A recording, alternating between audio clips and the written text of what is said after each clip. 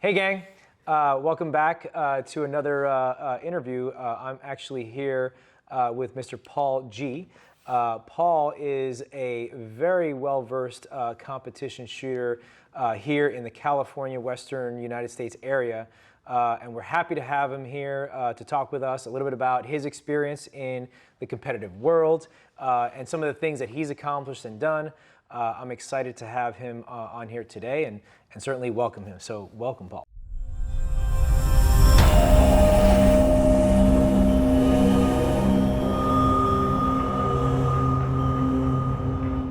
Thank you. I appreciate that. Oh, thank you so much. Wow. Well, I didn't know I was so famous. I thought I was infamous.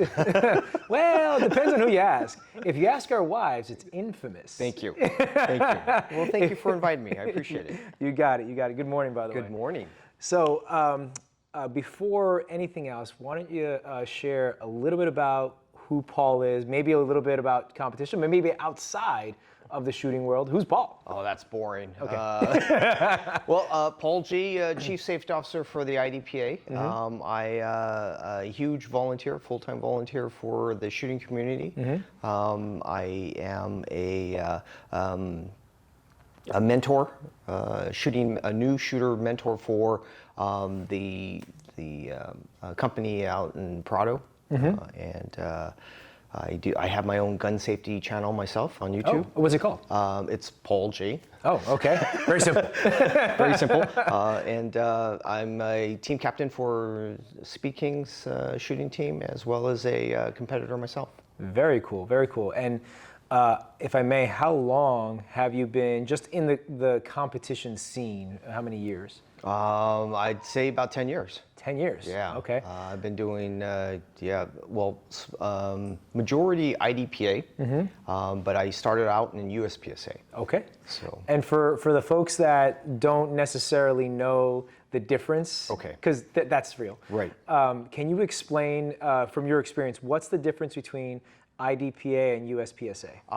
One is defensive mm-hmm. Shooting competition. The other one I would have to say is definitely offensive shooting. USPSA is definitely offensive, and IDPA has to be definitely defensive. And defensive in the sense of like, I guess, techniques. Absolutely. So you're always shooting from cover. Right. Right. Okay. So whereas USPSA, you shoot when you see a target. Right. Yeah. Cover. What's cover? Right. So I mean, they can put targets. Well, you can get a stage and you have targets everywhere, mm-hmm. right? And so wherever you position yourself will open up new targets for you, right? And you have to, in my the way that I explain it is that I hunt zeros. Mm-hmm. So I'm looking for them. Okay. Right.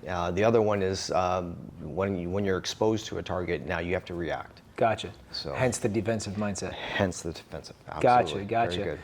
And so you prefer, or you pretty much work in, I guess is probably the way to say it, in the IDPA world. Yeah, I would have to say I'm well versed in the IDPA world. Only it started with the CCW. Mm-hmm. I started CCW. I wanted to get a little bit more versed in handling a firearm. Right. And that's how the whole mess just got started. That rabbit hole. I tell everybody, be careful what you wish for, because yes. it's going to get really, really ugly from here. Yeah, right? because you get bit by the bug. Absolutely, right. And so, I mean, you've probably have seen it yourself where people say, I'm going to get my CCW, I'm just going to carry once in a while. Yeah. And you already know where that's going. Oh, yeah. You're going to be carrying every day. I need this new holster, and you get a drawer full of holsters. There's more guns, right? More ammo, right? But it's great. Honestly, it's great. Well, I don't know. I got a couple storage, tubs at home full of equipment, and they're just crazy. Yeah, crazy. And my wife, she comes by. So what is all this stuff? And then I have to explain myself, right? So you can reciprocate and go to her closet with all the shoes and be like, so what is all this stuff? Well, I can't fit in her shoes, but yeah. Fair. But she grabs all the holsters. She goes, "Oh, this looks really good on me," and stuff. Well, that's good then, because now she's a proponent. Yeah, and absolutely. Not an antagonist. Absolutely. Okay. So shooting or competitively shooting for 10 years. Yeah. And obviously, I think I ascertained that what drove you to competitive shooting was the CCW life and getting better. Yeah, so in 2015, I purchased my first semi-auto gun. Oh, wow. Right, so Heckler & Koch P2000. Yeah. And I sat there and I looked at it. I didn't know how to take it apart or anything like that, and I said I should probably start there, right? Get to know the gun on a more intimate level, right? So I hooked up with the Firearms Training Associates in FTA. Colorado. Yes, so the Murphys. And they have a huge menu of classes that you can take. So I started with basics, went to the general class, and they just gave you the whole day just to shoot things. Right. And I had this big, huge ammo box, and by the end of the day, I had blisters on my hands, and the ammo box was empty, and I was exhausted. Good. And I thought that was like the best thing in the whole world, right? So, but back then, they didn't have these really strict, laws and buying stuff and so forth. So that's true. A big, huge box of ammo was not very, expensive. No, you could go to Walmart and buy ammo. Remember that? Oh man, how great was that? It was fantastic. I'm still a little upset about that stuff. A little? Yeah. I think we're all upset. Yeah.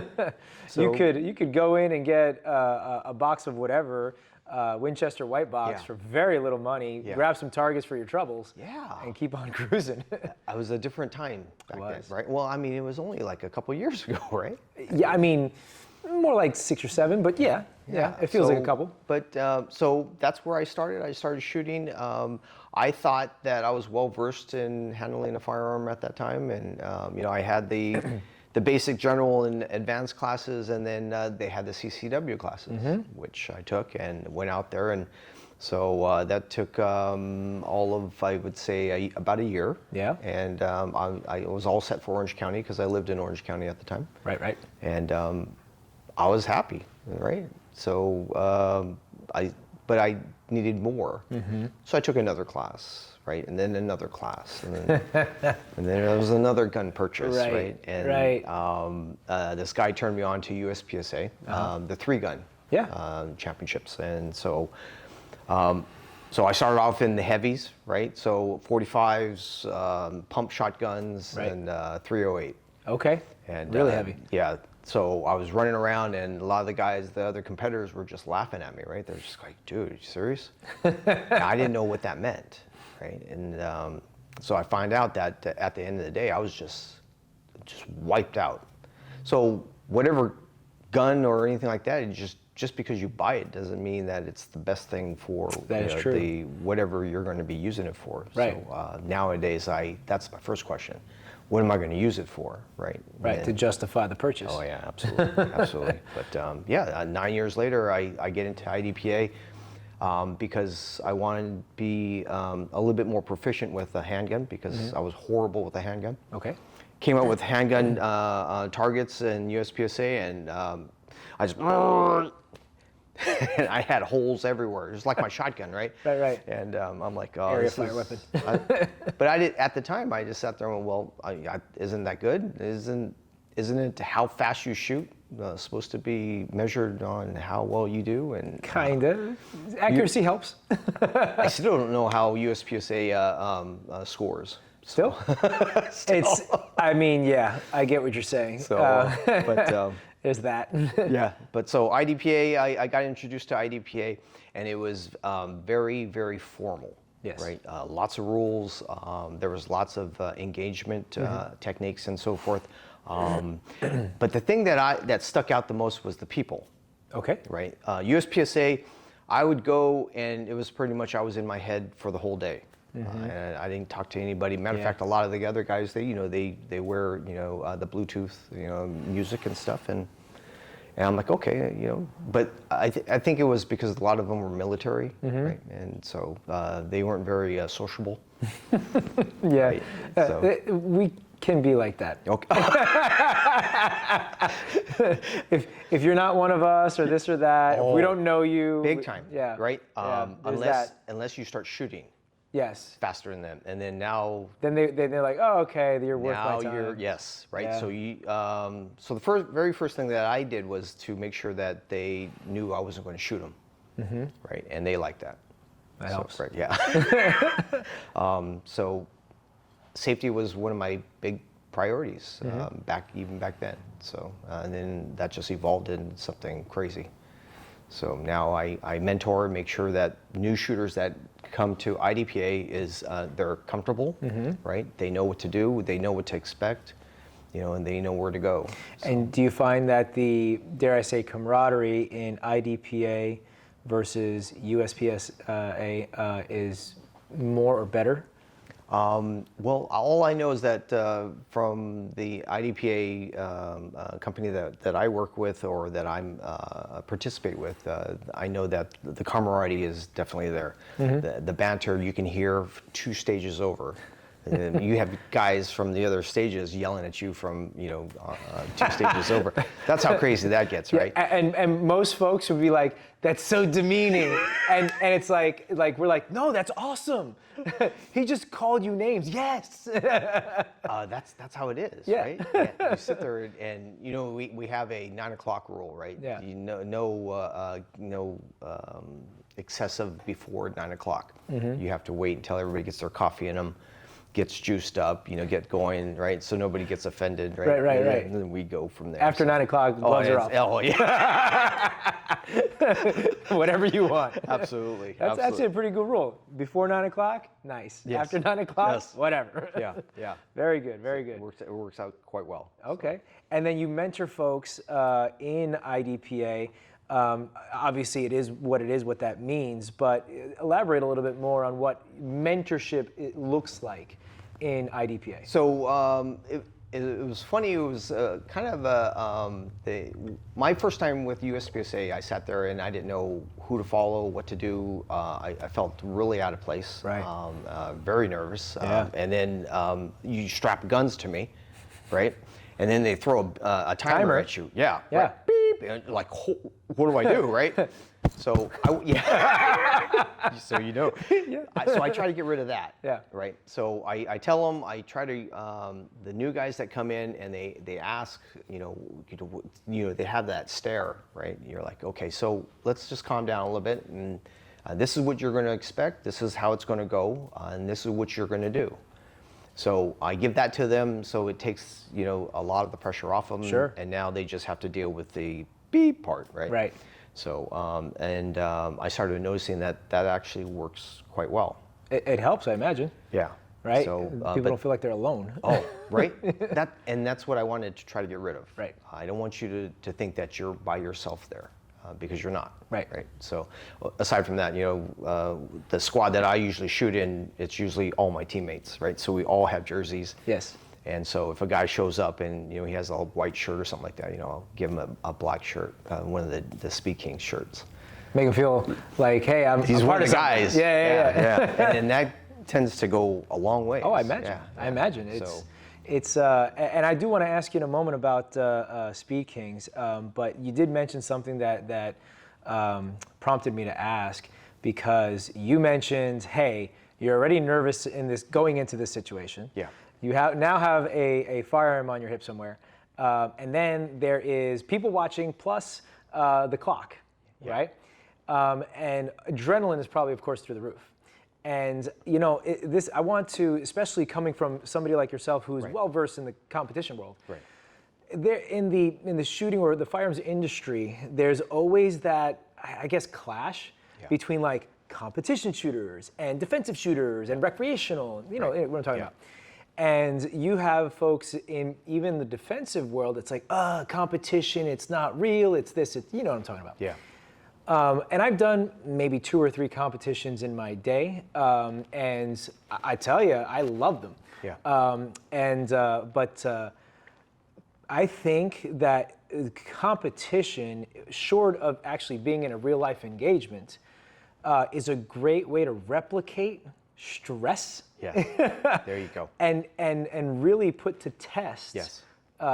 those defensive skills. But please elaborate more. What I call it is stress inoculation. Yeah. Are you familiar with that? Yeah. So if you just expose the person to enough stress, right, Yes. they'll build up a conditioning. Yes. You've been in the military, right? That was probly their first lesson they gave you. Stress. Right? Yeah. Welcome. Yeah, right. So I think that the competition stuff is just the advancement of the basics, right? You start from day one, you get to know your gun, you start to learn how to handle it, and that just evolves into now you start to put things together, right? And put it to as almost like boxing, right? You have the jab, you have the hook, and so forth, but now you throw combinations, right? I think the advance or the competition stuff is the combinations that you put together. Right. It's applied, right? You take all your basics, your skills, put them together, and that's what you get. Yep. Right. And that's why you have these competitions. So now you have two different types of competitions. Now, which one do you choose, right? Well, it all depends on your needs. And you're talking about IDPA versus USPSA.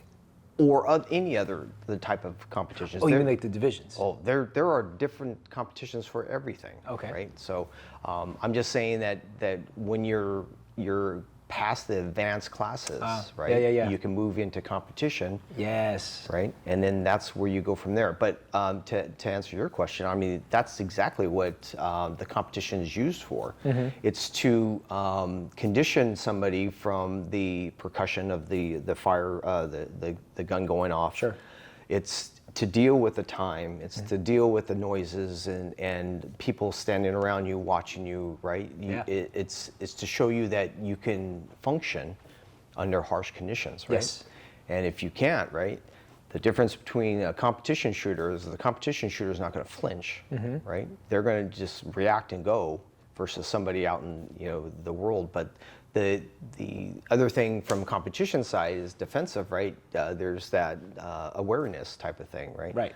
Well, competition has a different type of awareness, right? They're aware of all their targets and what's beyond the targets, which is a different thing.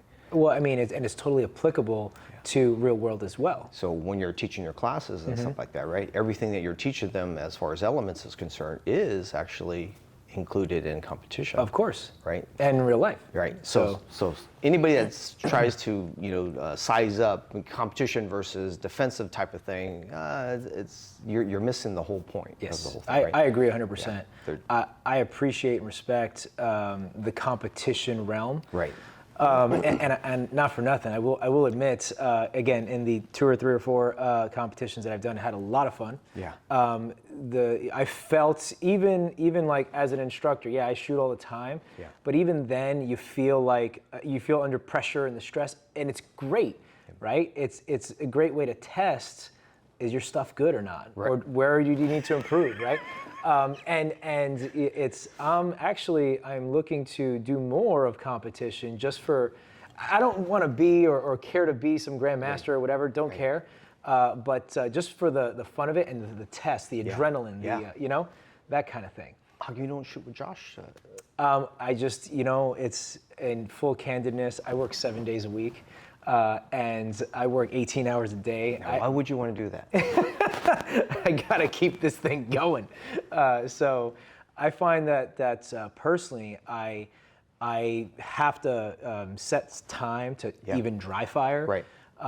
People think, and just I don't want to turn the tables too much today, but people think that as a instructor of firearms, you're always on the range and you're always shooting. Right. And it's like, yeah, I'm on the range, but if I'm doing my job right, I'm not shooting nearly as much. Well, you consider it as continuing education, right? So you come out to shoot with us, right? It's CE. You get to know how to do these things, right? Correct. And that's something you can share with your Absolutely. students, right? Absolutely. But people think that you get all this time on the range, you shoot all day, and this and that, which is actually not true. You're absolutely right. It's not true. So I help set up because I want to make sure that the match is all set up for people just to come in, shoot it, and then they can go home, right? Right. And that starts at 4 in the morning. Oh, wow. Right. And then we're not done until 2, right? And then we have to break down and so forth, and that just gets nuts. But the whole time through the whole thing, I don't even remember any of it, right? Because I'm always constantly helping somebody or doing Oh, you're this, busy. right? Yeah. Yeah. It's not there for me. Right. Yeah, definitely. Right. And so, I mean, in these events, you're also competing in your own division, right? So now I have to do that, right? Yeah, right. And yeah, competition is the fraction. Your own competition is probably Right. a fraction of that 10-hour Yeah. day that you just Yeah. described. Yeah. And probably 8 to 9 hours is you working Yeah. or helping or whatever, Yeah. right? So it's work. So using competition as a tool Yes. For the defensive area. So how I use it is that, I get so busy in my head, right? My head is so full of stuff that's going on, and all of a sudden, Paul, you're up. Yeah. Ready? Shooter ready. Beep. And then now, because I only have like minutes to clear my head, get in the right frame of mind, and then I have to shoot a stage. Right. Right. Without, embarrassing myself. There's Right. that. So I'm constantly going back and forth. So I see that as a great training tool as well. Performance on demand. Yes, it's one of those things. Awareness. Can I draw from my skills and Right. my talents, right? I mean, in effect, you're forcing, even within the day of competition, you're forcing another level of cold start to to your said. yeah, right, Yes. to your Yeah. to your drill, to your performance that day. Yeah. It's like, yeah, you guys got to prep your head. Yeah. This is straight up cold start. Yeah, absolutely, absolutely. So, and that's by the way, it's another testament to the level of skill that has to be there for you, because obviously you're doing well, even on this cold start. Imagine if Paul were given X time in advance to meditate or do what he got to Right, do right. to, Well, but that was me years ago, though. When I went out there, and that's exactly what I did. I was quiet. I didn't talk to very many people. I was all in here. Right. I'd sit there and I'd go to the back of the bay, rehearse what I was doing in my head with Right. my eyes closed, just so I can visualize it and my body knows what to do and what direction to go. Sure. As soon as you pop one off, I'm always moving, right? And I mean, that was stressful in itself too. of course. Right. Yeah. I think the training and the mentoring stuff is a lot easier. Right. It's a lot more relaxed and a lot more entertaining for me. The other one is, I mean, you make a mistake, right? So if I shoot one and it's out of the 0, right, and it's a 1, that's 1 second, Yeah. right? Yeah, that's time added. Yeah. So for us, we call it death by ones, right? And that's exactly what it is. You have another master shooter coming up on you. 1 second, man, that's a lot. That's an eternity in comparison. Yeah. Yeah. You bust 1 second and you'll lose. That could absolutely determine who won or lost. Yeah, you'll be second place. Yeah. And then of course you're kicking yourself in the tail. No, you have to wear that for the whole year because the match, right, the championship's not until next year. Oh geez. Yeah, and you're always getting that text or they're calling, hey, by the way, They're hazing you over text sending afterwards. their picture of their wood that they won, right? It's like, not only did you not win, or you lost, but then it's getting rubbed in your face all That year. is the worst, right? I'd rather get shot. Fair. Fair. Yeah. So, and that's how competitive it gets, right? That's Especially with interesting. the elite guys. Right? Yeah. They sit there and they'll let you know it. That's cool. But I mean, at the end of the day, it's still in all like kind of fun, kindness kind of thing. Well, you Sometimes. say that, Sometimes. but really, Probably not. I mean, if you guys are friends, maybe. you're from the military. What are you talking about? I know. What am I thinking? Never mind.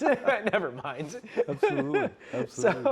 So tell us a little bit about Speed Kings. You created it, right? Right. When and what's it all about and all that? So I was actually helped out with that. A buddy of mine, Brandon Pratt, he approached me and said, "Hey, we should start this evolution." And I sat and I listened to him. And at the time, I was with Fast OCs, traveling around the United States with their jersey, and I was the only guy there.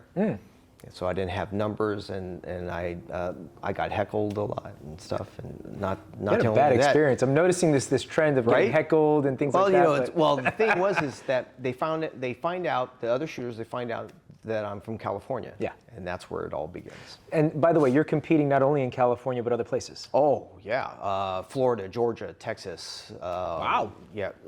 Washington. So you're traveling all over the U.S. Yeah, on my own dime. Of course. Right. So We're not sponsored yet. no. And it was one of those things that I was trying to gain experience, right? And that's where that was going. But as one of the higher level shooters, that's you got to travel. Of course. Right. I can't just shoot against California people. Right. I mean, after a while, it's all shooting against the same people, and you're not going to progress. Right. Absolutely. Yeah. So getting back to Brandon, he approached me and pitched me a new generation of teammates, guys that didn't take from the sponsors, and he wanted to be a little bit more proactive and to show thanks to a lot of the sponsors that provide help and so forth. And I was on board. So we started the Speed Kings. We had this thing, a special. It was only two of us. Well, actually three of us, right? Because our you, sponsor, Brandon, and another guy. Yeah, Viking. Okay. So he's the guy that's always on my podcasts, and we started shooting together. Every time I show up, they're there. So I got to shoot with teammates, and I miss that. I miss because it's a team thing, right? Right. And so it was like shooting with your buddies all the time. Of course. Yeah. Of course. And I know how it goes. You go, you shoot, and maybe you're done at 2 or 3. You go have a late lunch or something, and it's your friends. Yeah. So that's really cool. We usually do this place. It's called Flo's. It's at the Chino Airport. Okay. I had no idea where that place is. The food, I would have to say, is just that diner food. And it's not my favorite, but I don't care. Yeah, it's not about that. Yeah, that's right. Right. Give me a cup of coffee. We sit there. We carry on the banter and so forth. And I always take picture. So I close down the front desk and I get the scores. So I'm the first one to get the scores. So I always take the pictures. Yeah. And I always go, hey, man. I was like, hey, I don't even see you on this thing. Yeah. Man, you're buying today. So that's pretty much our church, right? Yeah. On Sunday. Yeah. So very cool. It works out really well. But the team has grown to 15 people. Wow. Okay. They all are doing community service. They all are competing, and they all are definitely volunteering for sponsors, which cal-idpashooters.com is one of our sponsors. Gotcha. And that's who puts on the IDPA match. And so we all go over there, bust our asses to help out, to do things. Yeah. Yeah. And my understanding is, apart from Speed Kings, your involvement is you help run the matches, set them up, and things like that. So like you're even very much so behind the scenes of all these things. I take care of anything that there's nobody taking care of. Right. So it begins with setting up stages. I'm the guy that makes sure that things are pretty much legal, and then I pass that by the match director and say, hey, this might need to be changed. Shall I do this, and so forth. So that's taken care of before everything starts. Once it starts, then we have to deal with the new shooters. They go through classes. I get assigned individuals that want mentoring, right? And then I take them out for the day, right? And I take them into the bay. I show them exactly how it's run and what's expected of them, like taping and helping out and so forth. Right, not just standing around. That's right. And then how to prep themselves, how to prep their mind, and then how to shoot the stage.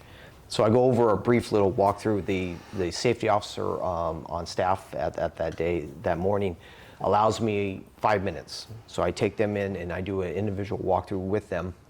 And then I go, are you good? You have any questions? All right, get back to your safety officer, listen to the descriptions, then they start their day. Right. So very cool. And that works out pretty good. And actually, one person that my understanding is that you've you have or still actively mentor is one of our guys, Mr. Josh Cavato.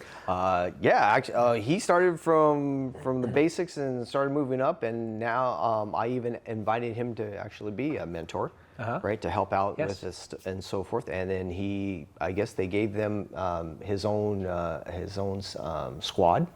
So he was in the squad in front of me. So we're 6, he's 7. Very cool. He started doing that kind of stuff, and I think now he's back behind us now, 5 or 4 or something. But yeah, he's a huge part of the IDPA now, and I'm very proud of him. Yeah, I mean, he's come a long way. Yeah. And it's really awesome to see the progression. But I imagine it's awesome for you because you have somebody specific that you've seen from essentially ground zero. Yes. To the present, and he's only been active 5-6 years, so he's kind of halfway. Yeah. Well, I've seen when he started shooting, right, Yeah. and what he's doing now, and I'm like, who is this kid? Right. Who's this guy? Right.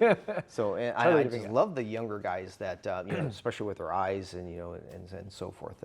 But yeah, with the proudest moment of my of the whole situation was when he showed up and he actually had your logo on him. Yes. And I was like, wow, look at him. Yeah. So. Yeah, and it was a proud moment for us too, because I remember, I forget how the conversation started specifically, but we got into a conversation about sponsoring. I was like, yeah, I'll sponsor you, and I was really happy that he was even thinking about us to even say, hey, I'll wear your logo. Very good. Right, Yeah. and because he's been wearing our logo for a handful of years, 3-4 years now. Yeah. And I mean, at the time, we're only 8.5 years in our company. Yeah. And so at the time, it was like, who's that company? Who's that, right? Yeah, And that kind of still the case now, but Right. still, I was like, wow, this is really cool. Yeah, he was. So there was a lot of process that he had to go through with the match director, Right. And the owner, right? So he interviewed me quite a few times about Josh. Sure. And I told him that Josh is up and coming. You'll be very happy with the things that he provides. And yeah, that was definitely So I sat there. I'm like, yeah, we should definitely. He goes, so what do you think about turning him into a safety officer and a mentor and so forth? I'm like, he's the perfect guy for that. Right. So, but that's what I wanted to do, and so I gave him the reins, and I didn't even know he started getting into teaching and so forth. Yeah, he recently, as we're talking about this now, in the last 6 or 7 months, he has officially joined us as an instructor, part-time, of course. Okay. And he helps us out. He's on the range teaching fundamental pistol or helping out with CCW, and great guy, great asset to the team. I'm proud. Yes. Very, very proud of the guy. So that's very cool. Absolutely. Very cool. And then I did want to, I'm going to refer to my notes over here because I don't want to mess this up, honestly. But I wanted to run through, because you have a lot of, dare I say, credentials. I don't know if that's the right word for it, but credentials as it relates to competitive shooting. And what you are qualified or expert or even master in. And maybe, I don't know if many people know this, but I think it deserves its due attention. And perhaps you can elaborate, because I'm going to ask you which one's your favorite. So in a moment. So you are a certified chief safety officer with IDPA, and you're an expert in the following: CDP, which is custom defensive pistol. 45s. 45s. Yeah. Yep. ESP, not the ones that like out of body experience ESP, but enhanced service pistol. Right. Right. SSP, stock service pistol. So right out of a box. Yeah. Yep. Yeah. CCP, compact carry division. Which was last year. Yeah. That was my campaign for the very first time. So that's actually my carry gun. Interesting. Yeah. Which is what, by the way? If you don't mind me The asking. HK, Okay. right? The P2000. Right? Still. With the LEM trigger. Uh-huh. So I actually compete with what I carry. That's cool. No, that's not cool. I mean, it's cool in concept. The worst. Carrying the You slug. should hear the stuff that I get from. They're like, oh my God, what is that? Like a 50-pound trigger and stuff? I'm like, Yeah. Okay. I'll show you this 50-pounder in a minute. Right. I tell them, I go, just make sure that I don't beat you because Yeah, right? you won't hear the end of that. Exactly. So, yeah. There's the banter. And then there's BUG Bug Backup Gun Division. Yes. So I have a SK, Okay. P2000 SK. Yeah. Which is a backup gun, and I had to deal with that for the longest time. Gotcha. Where are you hanging out? You need a backup gun. What do you mean? Doesn't everybody have a backup gun? Sure. Okay. I go with extra mags, but Most people have like knives and stuff like that. Yeah. Me, I have a backup gun. Right? it's like that thing on the internet where a guy shoots, runs out of ammo. Instead of reloading, he just draws a different gun. So fair. Hey, to each their own. There you go. To each their There own. you Get go. the job done. Right. And then we have pistol caliber carbine PCC. Right. Okay. And that's what you're classified as an expert in. So it's a technical thing. So my first competition was the IDPA Worlds, right? And so I wanted to go in to shoot I was shooting ESP at the time, and my class or my division was full, and they said we can't get you in that, but we can get you in PCC. And I went, wait, you want me to shoot a rifle at a pistol match? Yeah. And they're like, that's the only openings we have. I'm like, fine, we'll do that. So I didn't know what the hell I was getting into then, right? Nor did anybody else know. Right. Because it was the first year that they had PCC Right. in competition. Right. Right. And so I showed up with a bunch of other SWAT guys, right? And nobody knew what to deal with or how to go around corners or this and that with this gun. And it was I would have to say it was the funnest time I've ever had. I was like, I was thoroughly entertained, right? I went 30 seconds down on my first stage. 30 seconds down meaning faster? No, 30 seconds down as in making mistakes. Oh.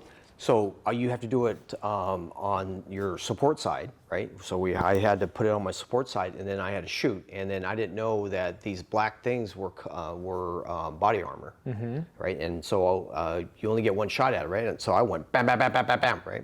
And I was done. Unload showed clear, and the guy just looked at me and went, so those are all misses. Because you hit the body armor. Yeah, right? And I'm like, that wasn't the target. He's like, no, that was body armor. I'm like, oh. So 3 guys behind me did the same thing. Yeah. And they were SWAT guys from like Oklahoma, Kansas City, and the guy, oh man, that guy was livid. And the instructor goes, he did it. He goes, yeah, well, you shouldn't be following him. Right.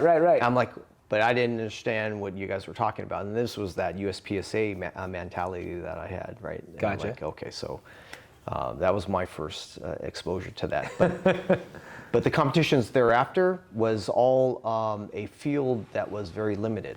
So in order for you to get bumped and so forth, you have to have a certain amount of guys in your classification or your division, Right. In order to bump. Right. And so, yeah, so I hovered over expert for probably 4 years. And then now, I mean, are you a master at that?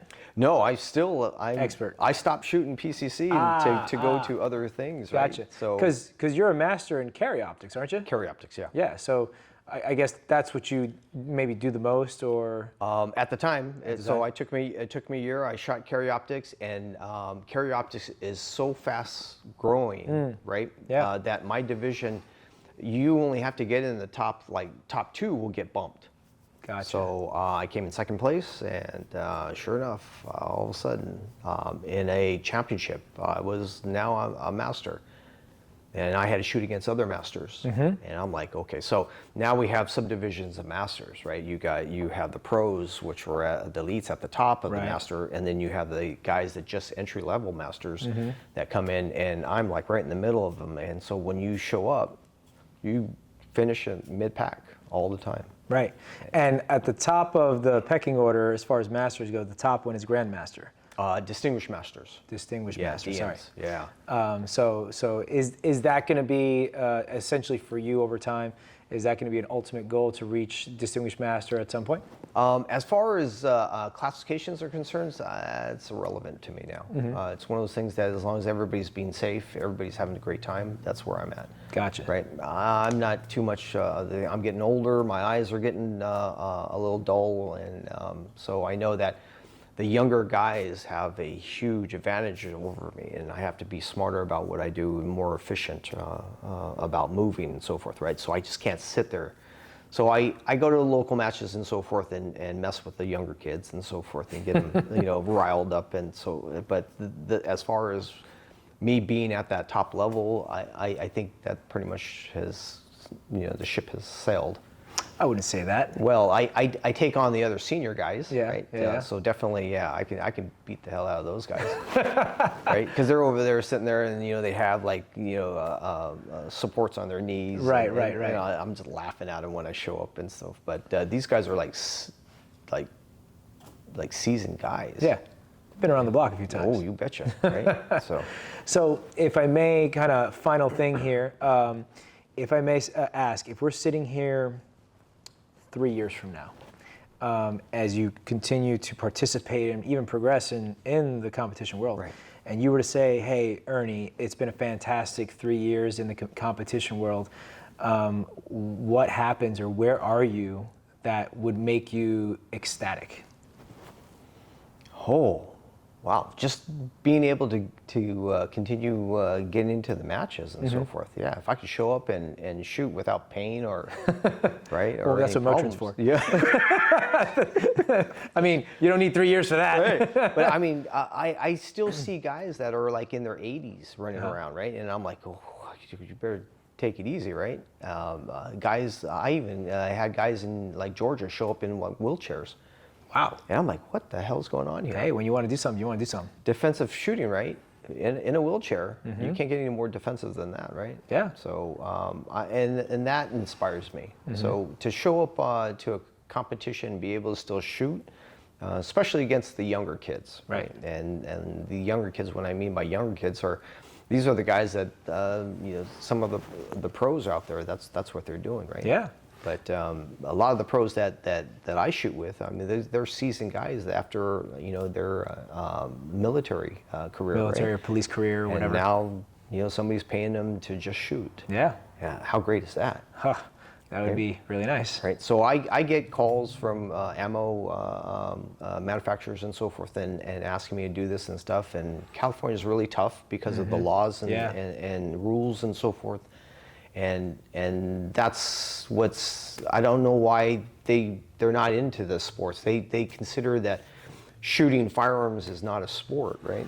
But the training is. Yeah. Right. Training is. And it's, well, we can get into a whole different angle about the state of California and all that nonsense, right?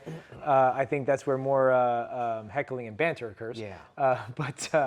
But yeah, they do put a damper on that part. I love California. I love the people. I love the state.